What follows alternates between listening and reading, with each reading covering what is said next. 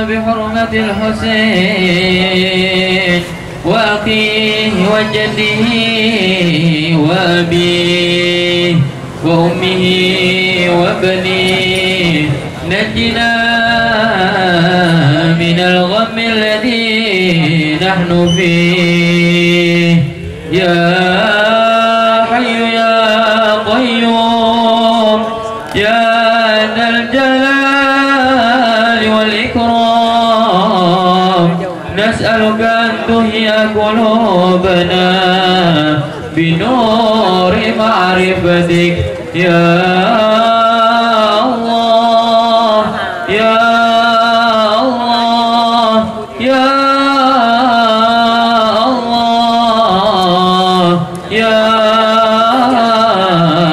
أرحم الراحمين يا ربي صل على محمد يا ربي صل عليه وسلم يا ربي صل على محمد يا ربي صل عليه وسلم صل عليه وسلم يا ربي صل على محمد على الورى رتبة وارفع يا ربي صل على محمد يا ربي صل عليه وسلم يا ربي صل على محمد أسمى فإذا تولوا فقل حسبي الله حسبي الله لا إله إلا هو عليه توكلت وهو رب العرش العظيم إن الله وملائكته يصلون على النبي يا أيها الذين آمنوا صلوا عليه وسلموا تسليما اللهم صل وسلم وبارك عليه وعلى آله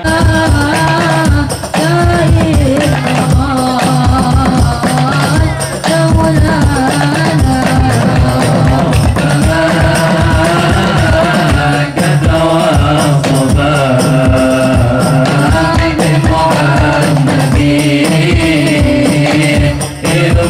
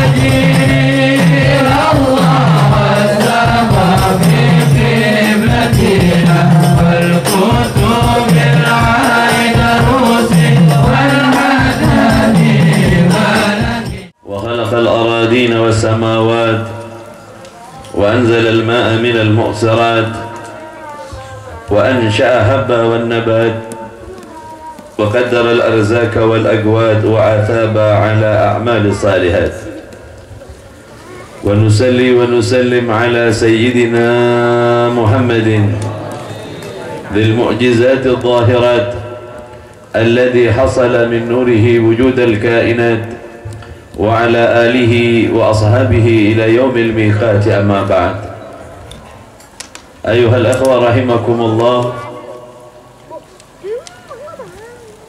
beliau Al-Allamah Sayyid Muhammad bin Alwi Al-Maliki di dalam kitabnya Muhammad Insanul Kamil, beliau bercerita banyak tentang baginda Rasul sallallahu alaihi wasallam. Setelah beberapa hal yang disebutkan tentang kecerdasan baginda Rasul sallallahu alaihi wasallam, tibalah kita kepada satu fasal yang juga bercerita tentang pandainya baginda Rasul di dalam memilih. Husnu ikhtiyarihi sallallahu alaihi wasallam lirrusul, tepatnya baginda Rasul sallallahu alaihi wasallam tak kala mengirim utusannya kepada beberapa penguasa di zamannya. Wa yatajalla kamalu aqlihi sallallahu alaihi wasallam fi intiqaihi ar-rusul al-adqiya al-uqala, sempurnanya akal baginda Rasul sallallahu alaihi wasallam yang nampak. Tak kala baginda Rasul sallallahu alaihi wasallam menjadikan beberapa utusan mereka dari orang-orang yang cerdas dan orang-orang yang memiliki akal. Liyab'athahum ila umara wal muluk, untuk diutus kepada mereka para pemimpin dan para raja. Yablughuna wa yadulluna bil hujajil ma'qulah, untuk menyampaikan apa yang berasal dari Rasulullah sallallahu alaihi wasallam dengan hujjah-hujjah yang masuk akal. Wal hikam al makbulah, dan hikmah-hikmah yang diterima. Artinya baginda Rasul sallallahu alaihi wasallam tak kala memilih beberapa orang sahabat, maka dipilihlah para adqiya, orang yang cerdas di antara para sahabat, untuk diutus kepada setiap raja yang ada di zamannya. Bukan hanya orang yang cerdas, tetapi uqala, mampu melihat suasana tak kala sedang berlangsung. Kadang jika orang tidak menguasai medan untuk menyampaikan apa yang harus disampaikan, maka ia akan terhalang oleh apa yang tidak disukai oleh orang yang disampaikan. Terkadang sampean ben gaula tak oning ka orang saya tepi.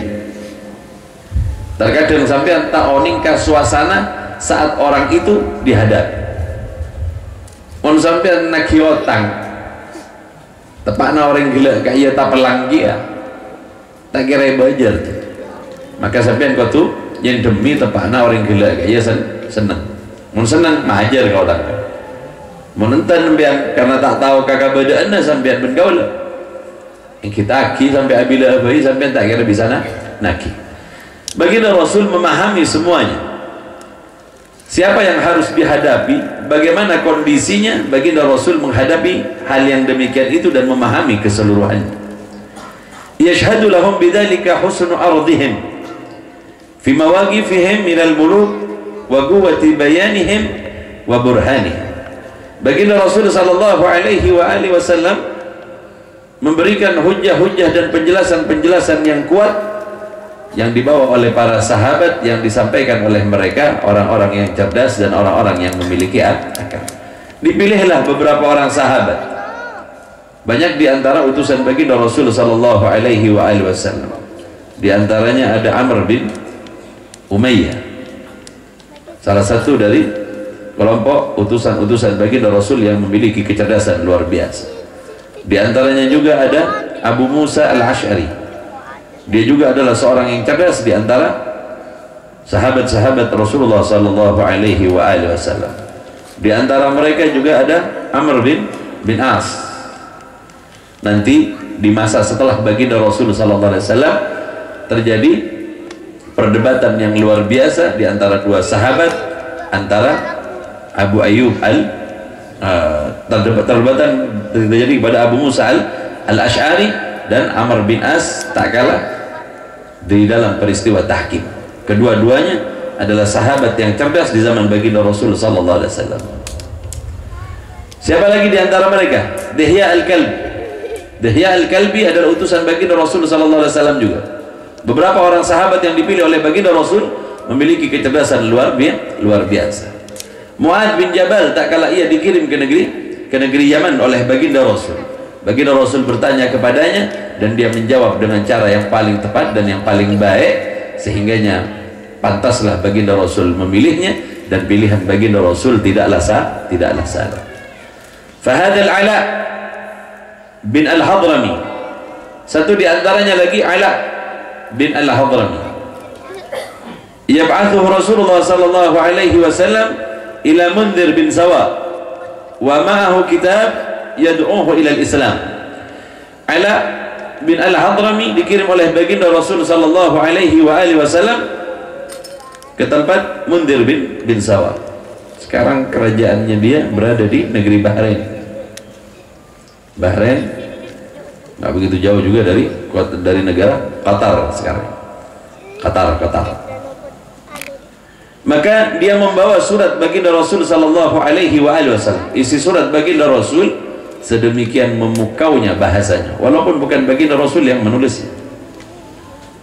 Hujjah, dalil-dalil tentang kebenaran ajaran Islam, dan juga bukti-bukti akan kekuatan Islam, semuanya ada pada diri baginda Rasul sallallahu alaihi wasallam di dalam tulisan baginda Rasul. Itu sebab ketika surat ini dibawa oleh Ala bin Hadrami, falamma qadama alaih, ketika surat tadi diberikan kepada Mundhir bin Sawa, ya Mundhir, kata Ala, innaka azimul aqli. Raja itu memang harusnya dipuji. Biar menentar karat toh pasti pakai ker ben sampean rato kaya mati trisorat sampean nada kira paleman.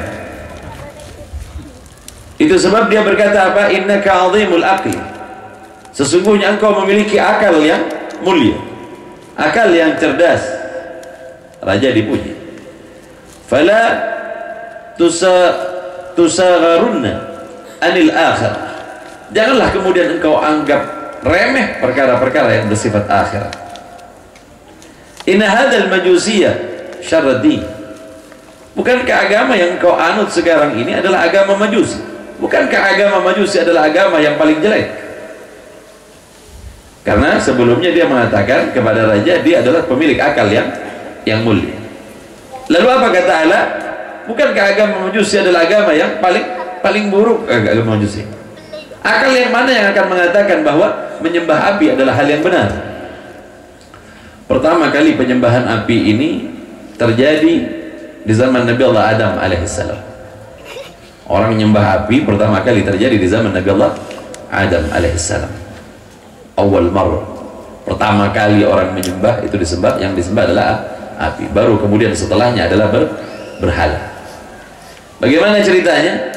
Ketika Qabil dan Habil, mereka keduanya menyerahkan kepada Allah Subhanahu wa taala sesembahan.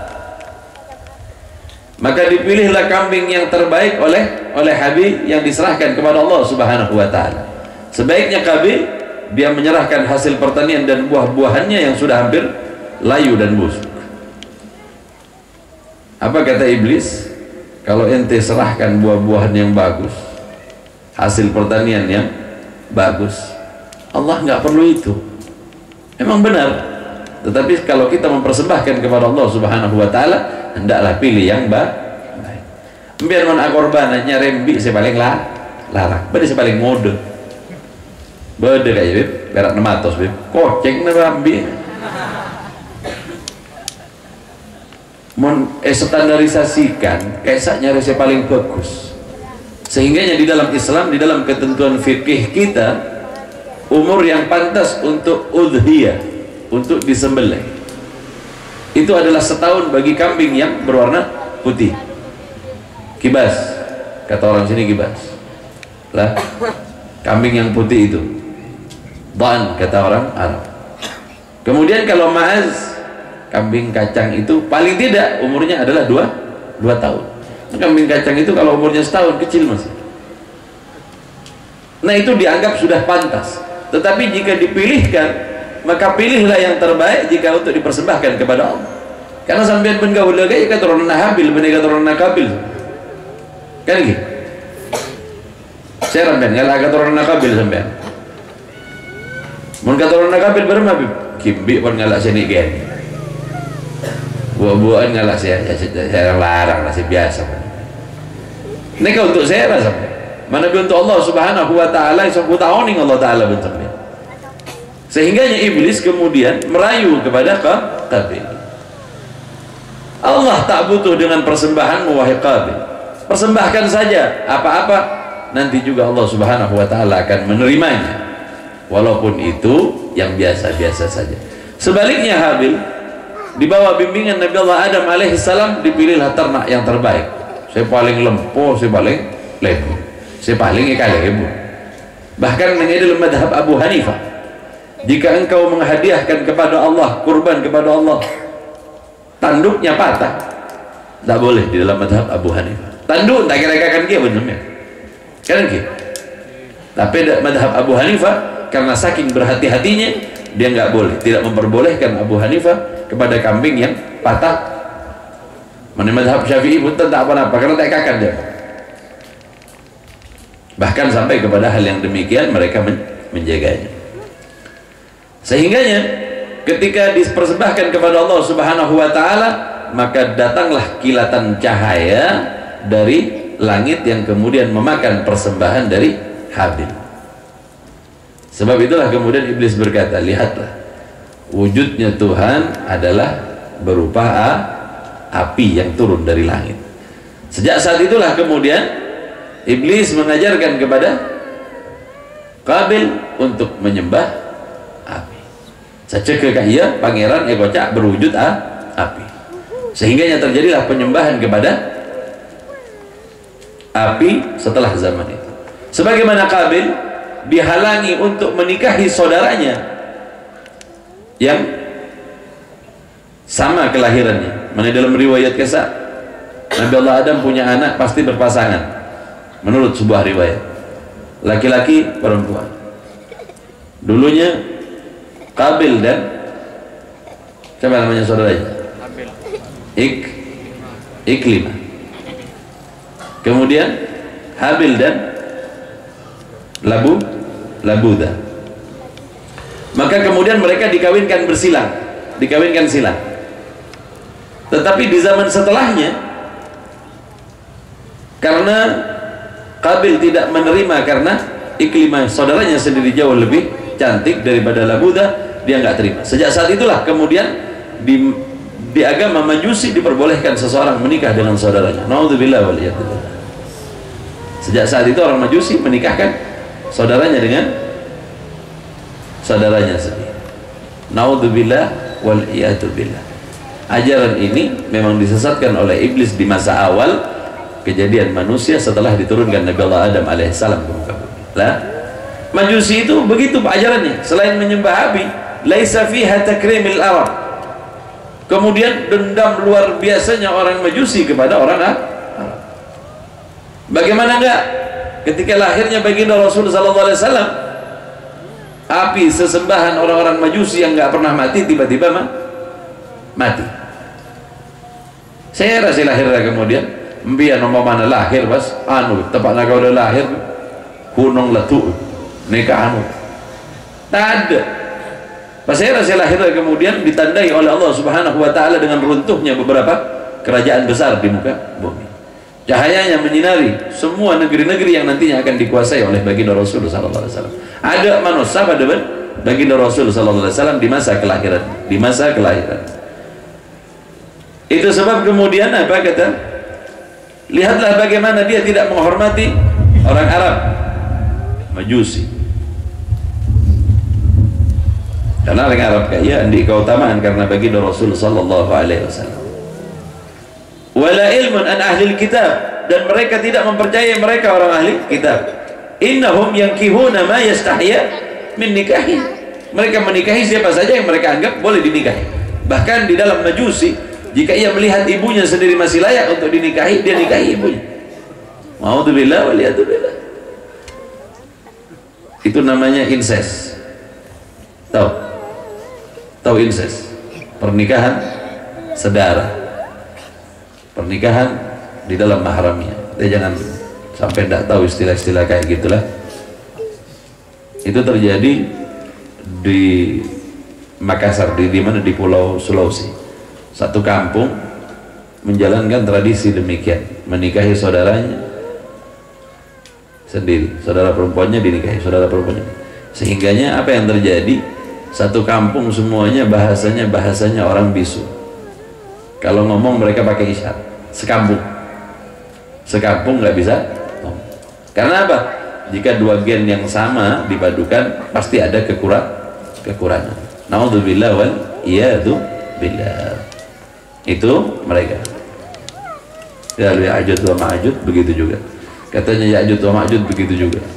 Sehingganya wajah mereka buruk dan mereka tidak bisa berbahasa kecuali bahasa isyarat saja. Dan yang lebih fatalnya lagi, Ya'juj wa Ma'juj ini memakan semuanya. Memakan semuanya. Waktu Habib Umar bercerita tentang Ya'juj wa Ma'juj, Sayyidil Habib bercerita Ya'juj wa Ma'juj. Satu orang bertanya, hal dakhal Ya'juj wa Ma'juj ila Hadramut? Apakah Ya'juj wa Ma'juj akan masuk ke negeri Hadramut? Bal akala musbir, dimakan semuanya, habis biar Hadramut kita jadi. Wa Ya'juj wa Ma'juj dahal Makkah wal Madinah, masuk semua. Kalau Dajjal nggak bisa masuk Makkah Madinah, Ya'juj wa Ma'juj habis Makkah sama Madinah kena Ya'juj wa Ma'juj. Tidak tersisa kecuali orang-orang yang diselamatkan oleh Allah Subhanahu wa taala yang nantinya bersama dengan Nabi Allah Isa alaihissalam. Nah, ini agama yang merupakan bisikan iblis pertama kali. Wa ya'kuluna ma yatakarramu an aklihi wa ya'buduna fid dunya naran ta'kuluhu yaumil qiyamah. Kama waga di dalam sebuah cerita ada dua orang bersaudara yang sama-sama menyembah api. Yang satu sudah nyembah 75 tahun, yang satu 25 tahun. Kulayom nyembah api. Lah, tiba-tiba datang pikiran kepada adik. Ini kayaknya nggak masuk akal kita nyembah api. Kecuali jika api yang kita sembah ini kemudian tidak membakarku, maka pantas kita kemudian menyembah api. Jadi kalau sudah disembah api kemudian nggak bakar, ini baru betul agama kita. Si adik 25, yang abang 50, bukan 75. Kata adiknya, ente jangan ente dulu bang, biar anak dulu. Kalau anak nggak terbakar, apalagi ente yang 50 tahun. 50 tahun. Pertama kali yang dikasihkan tangan, ternyata hangus. Bakar.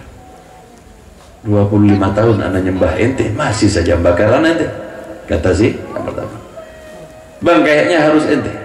Kalau yang 25 mungkin masih kurang, tapi kalau yang seperti ente 50 sudah cukup. Maka dia kemudian ngasihkan tangannya juga. Apa yang terjadi? Kamal Allah. Siapa yang nggak tahu hukumnya api? Kamu beda apa ya tak abul lah ben. Mentak coba ben menano arok kok men coba salat TV. Meski apa nih kanjai ben sampean sama Rodi, kita kun nyolet kamben. Sampai Allah bukakan kepada adiknya untuk masuk ke dalam Islam. Kisah tawilah, cerita yang panjang lah. Walasta bi'adamil akli wala ra'i, dan engkau wahai tuan raja kepada Mundir bin Sawa. Apa kata Ala bin Al-Hadrami? Engkau ini bukan orang yang akalmu itu rendah, tetapi engkau pemilik akal yang baik. Wala ra'i, dan begitu juga cara pandangmu pun berbeda. Fandur hal yanbaghi liman la yakdzib fid dunya alla yasduq. Lihatlah bagaimana sesuatu yang tidak akan berbohong kepadamu ketika di dunia. Alla yasduq. Bukankah engkau kemudian mempercayainya? waliman la yahunu ala ta'man, dan kepada orang yang tidak berkhianat engkau akan mempercayainya, waliman la yahluf ala tathiqu bih, dan kepada orang yang bersumpah hendaklah kau mempercayainya. Artinya hujah-hujah akal ini sudah benar, lalu kenapa ente tidak mengikuti ajaran Islam? Wa in kana hadha fahakada fahada huwa an-nabiyul ummi alladhi wallahi la yastati'u dhu aklin an yaqul laita ma amara bihi naha anhu wa ma naha anhu amara bih, ila akhir kisah. Walhasil diomongin sampai kemudian Islamlah Raja Mundhir bin Sawa dan seluruhnya karena kecerdasan dari akal Ala bin Al-Hadrami.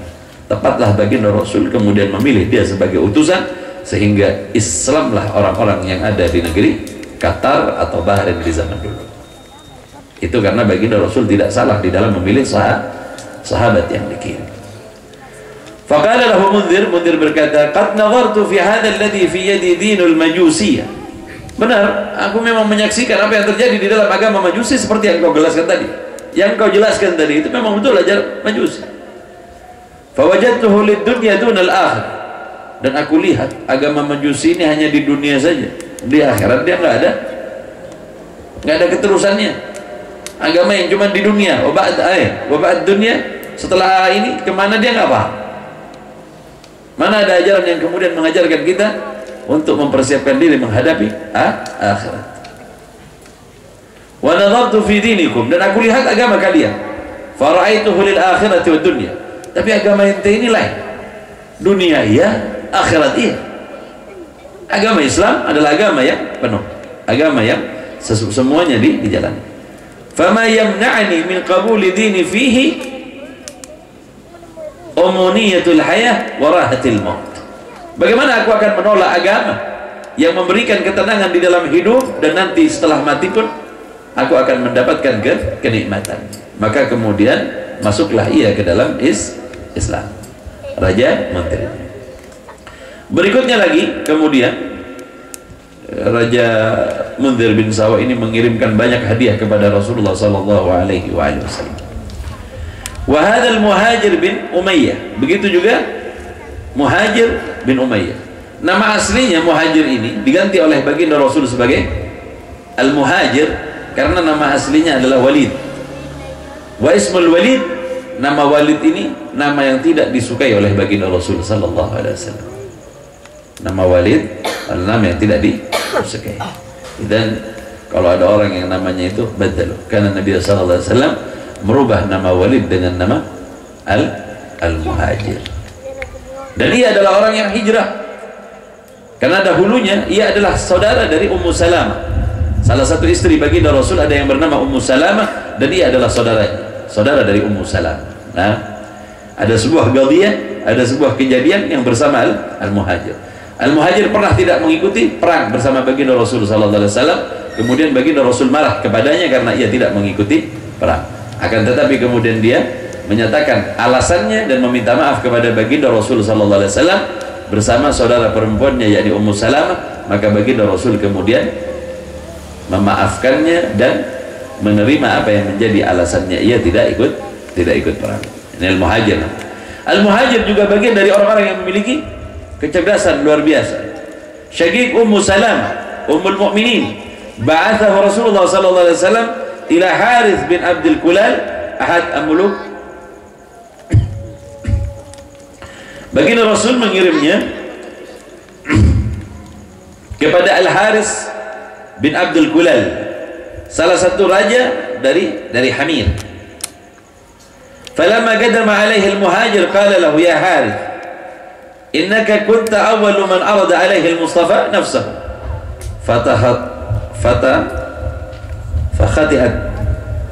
fakhata'ta anhu wa anta a'zamul muluk qadran fa idza nadarta fi ghalbatil muluk. Tawilah cerita terakhirnya itu diceritakan semuanya sama dia. Muhajir ini cerita kepada dia, apa ente nggak tahu perjalanan setiap raja? Setiap raja yang menjadi raja sebelum ente, mereka menikmati kenikmatan ketika ada di dunia, tetapi pada akhirnya mereka pun akan menemui Allah Subhanahu wa taala dengan pertanggungjawaban yang berat nanti. Ditakut-takutin tentang akhirat. Lah, memang umur para raja kebanyakan yang panjang dalam kenikmatan, mereka menikmati segalanya, akan tetapi ingat di hadapan Allah Subhanahu wa taala.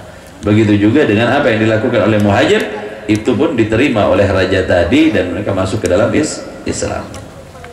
Banyak cerita tentang mereka, orang-orang yang diutus oleh baginda Rasul sallallahu alaihi wasallam, di antaranya lagi juga Hatib bin Abi Balta'ah.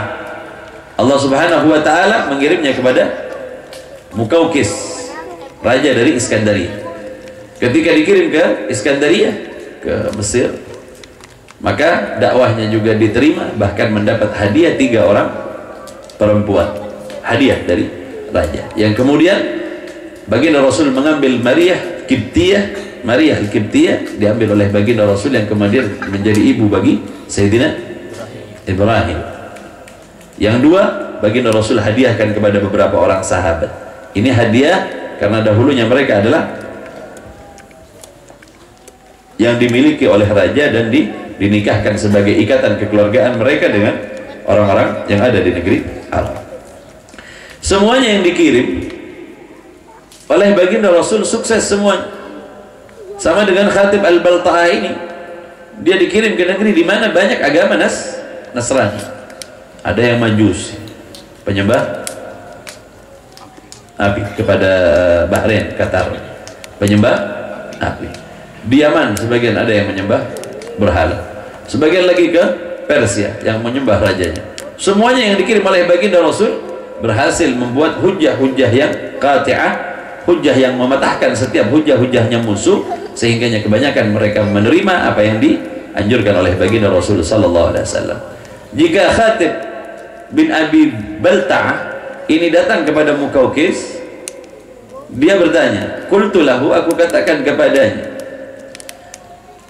ketika raja berkata kepadaku, akhbirni an sahibika alaysa huwa nabiyyan. Jadi raja nanya, Mukaukis nanya kepada si Abi Balta'ah, bukankah ia adalah seorang nabi? Betul. Qultu bala huwa Rasulullah, betul dia Rasulullah. Fama lahu haitsu kana hakadha lam yad'a ala qaumihi haitsu akhrajuhu min baldatihi ila ghairihi. Kalau memang dia seorang nabi, kenapa dia harus terusir dari negeri? Kenapa ia dikeluarkan dari kota kelahirannya? Kenapa ia dijauhkan dari keluarganya? Semua pertanyaan ini diajukan kepada Khatib bin Abi Balta'ah. Apa jawab Khatib Al-Balta'ah? Qultulah, aku katakan kepadanya, fa Isa ibnu Maryam atashahhadu annahu Rasulullah. Kata Abi Balta'ah kepada Mukaukis, Isa bin Maryam, bukankah ia seorang nabi? Apakah engkau mengakuinya dia seorang nabi? Apa kata Mukaukis? Qala bala, betul, huwa Rasulullah. Fakultu lahu, kemudian aku berkata lagi kepadanya, kepada Raja Mukaukis, fama lahu haitsu akhadahu qaumuhu fa aradu salabahu ala yakunu da'a alaihim bi an yahlukahum Allahu hatta rafa'ahu Allahu ilaih fi sama'id dunya. Kalau memang dia adalah seorang nabi, bukankah ia bisa berdoa kepada Allah Subhanahu wa taala ketika ia akan disalib, kemudian dia doakan orang-orang yang akan membunuhnya dengan dimusnahkan keseluruhannya oleh Allah Subhanahu wa taala? Bukankah dia bisa begitu?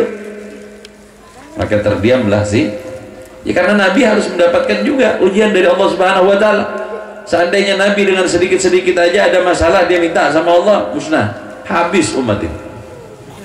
Lah, tetapi di sini bentuk kesabaran baginda Rasul, bentuk kesabaran para nabi.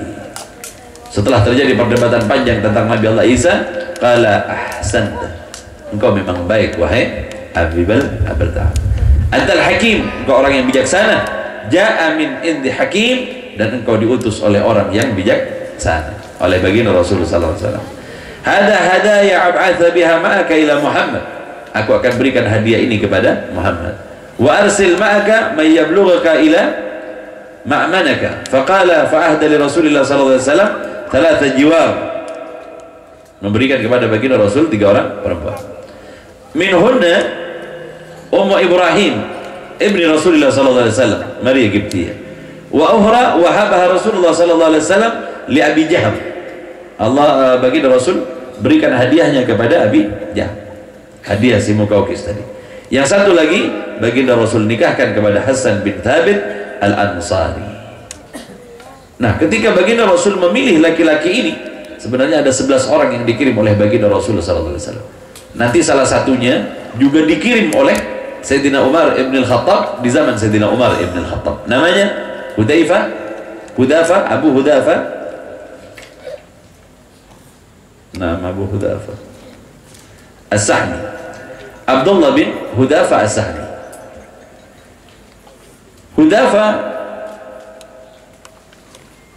Abdullah bin Hudzaifah As-Sahmi ini pernah dikirim di zaman baginda Rasul, dia sukses. Kemudian di zaman Sayyidina Umar dikirim lagi dia ke Romawi. Romawi di masa itu adalah negeri yang memilih agama Nasrani sebagai agama negaranya. Ketika dikirim, ditolaklah Islam di sana, maka dipilihlah 3 panglima untuk berperang. Di antaranya lagi-lagi Abdullah bin Hudzaifah. Salah satu panglima yang 3 orang tadi adalah Abdullah bin Hudzaifah. Dikirimlah mereka bertiga dan ketiganya tertangkap bersama 27 orang. Kalah dalam perang, 27 orang ditangkap dan yang 3 panglimanya juga tertangkap. Minhum, di antara mereka Abdullah bin Hudzaifah. Ketika ketangkap ketiganya ini, maka dimintalah mereka untuk berpindah agama kepada agama Nasrani oleh raja. Tapi satu panglima yang pertama ketika tidak mau, maka disiapkanlah sebuah penggorengan yang besar berisi minyak yang panas, maka panglima pertama digoreng jadi kerupuk rambak. Yang pertama. Yang kedua juga dirayu, ente pindah ke dalam agama Nasrani dan kami akan memberikan kepadamu apa saja yang kau inginkan. Tidak, dilemparkan ke dalam kuali yang berisi air, berisi minyak yang panas. Yang terakhir Abdullah bin Hudzaifah. Abdullah bin Hudzaifah belum diapa-apakan udah nangis dulu. Nah, yang ini agak cengeng. Kata raja, masukkan dia ke dalam ruangan. Masukkan ke dalam ruangan. Kenapa ente nangis? Saya menangis menyesal kenapa saya cuma punya 1 nyawa. Seandainya saya punya 1000 nyawa, ente lemparkan ke dalam minyak, saya nggak bakal berubah. Sudah, ente percuma maksain anak, langsung aja goreng anak.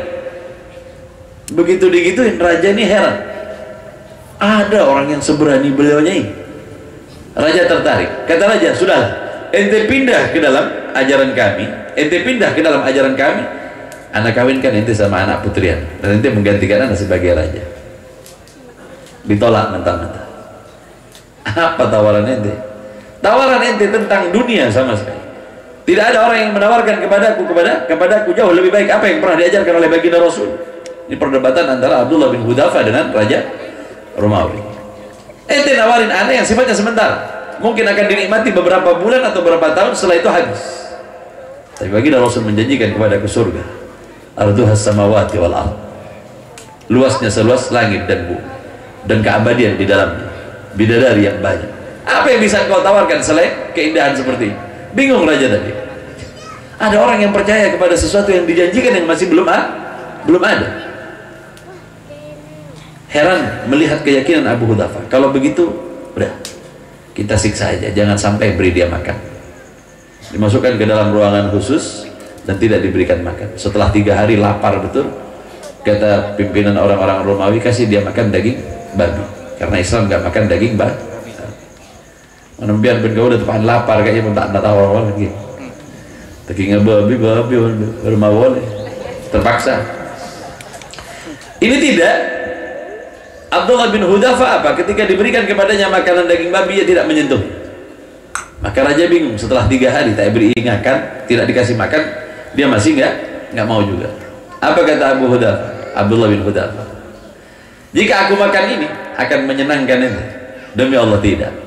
Karena sesungguhnya ini tidak diridhai di sisi Allah. Walaupun dalam pandangan syariat boleh memakannya hanya untuk menegakkan sulbi, untuk menutupi rasa lapar saja. Saya akan maksud dengan dalam fikih kayaknya mentak nemu daging boleh badan babi. Pasti akan menggoreng. Engki jangan sampai kenyang. Maksudnya cokok notopi rasa lapar. Mentak kita ada kakak benar kayak lopot. Perak pakai kegel lama lo bodoh. Benih guru perak noto perak salah par oleh ben bisa bertahan lama. Kayak iya ben. Maka ia berkata apa? Tidak. Demi Allah aku tidak akan menyentuh makanan ini karena tidak terdapat keridhaan Allah di dalamnya. Dan akan membuat ente senang semua.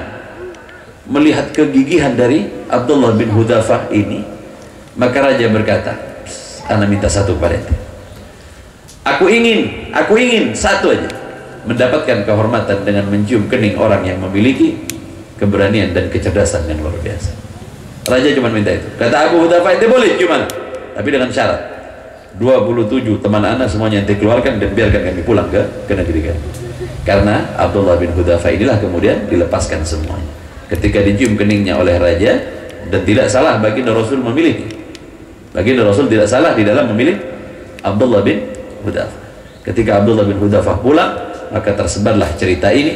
Maka Sayyidina Umar ibn al-Khattab memerintahkan seluruh sahabat di Madinah untuk mencium kening dari Abdullah bin Hudzafah yang pernah mengalahkan hujjah seorang raja dengan hujjah yang pernah diajarkan oleh baginda Rasul sallallahu alaihi wasallam. Ini Abdullah bin Hudzafah di zaman Sayyidina Umar ibn al-Khattab. Nah, tidak satu pun yang dipilih oleh baginda Rasul sallallahu alaihi wasallam salah. Itu menandakan baginda Rasul sallallahu alaihi wasallam memiliki kecerdasan yang luar biasa. Baginda Rasul memiliki sesuatu yang sangat baik yang berasal dari Allah Subhanahu wa taala untuk mempersiapkan kenabian baginda Rasul sallallahu alaihi wasallam. Ini yang dilakukan oleh baginda Rasul, dan pilihan baginda Rasul semuanya tepat. Mereka adalah orang-orang yang cerdas. Nanti di masa berikutnya ente akan dapat perdebatan di zaman Sayyidina Ali bin Abi Thalib, Amr bin As melawan Abu Musa al-Ash'ari. Keduanya adalah para cendekiawan di dalam Islam yang di zaman itu terjadi kepemimpinan yang diperebutkan di zaman itu, yang kemudian itulah kemudian awal cerita di mana perang di dalam perang saudara terjadi di dalam Islam. Tetapi orang-orang yang dipilih oleh baginda Rasul sallallahu alaihi wasallam semuanya adalah orang-orang cerdas yang baginda Rasul tak salah di dalam memilih mereka. Wallahu a'lam bissawab. Ini yang bisa disampaikan. Pada pertemuan yang akan datang kita akan berbicara tentang kekuatan badan baginda Rasul sallallahu alaihi wasallam, dan semoga Allah Subhanahu wa taala memberikan kesempatan kepada kita semua. Amin Allahumma amin. Ini yang bisa disampaikan, kurang lebihnya mohon maaf yang sebesar-besarnya.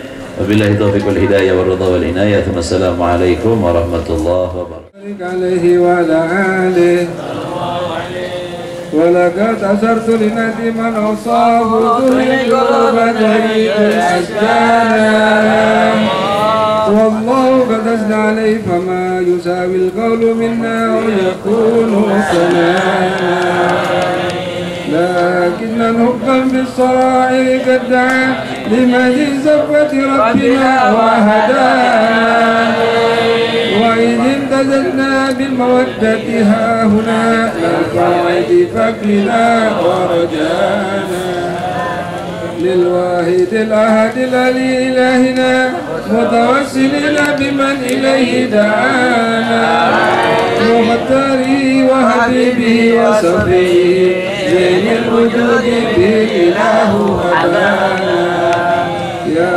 ربنا يا ربنا يا ربنا بالمصطفى البنات دعوانا أنت لنا يحدثنا في هذه الدنيا وفي أخرانا أزل لنا الأهوال واغفر ذنبنا ولا تؤاخذ ربي إن أخطأنا واسلك بنا في نهج طه المصطفى ثبت على قدم الحبيب خطانا أرنا بفضل منك طلعت أحمد في حاجة عين الرضا ترعانا واربط به في كل حال هب لنا وإقال من ودع ومن والانا والمحسنين ومن أجاب نداءنا وذوي الحقوق وطالبا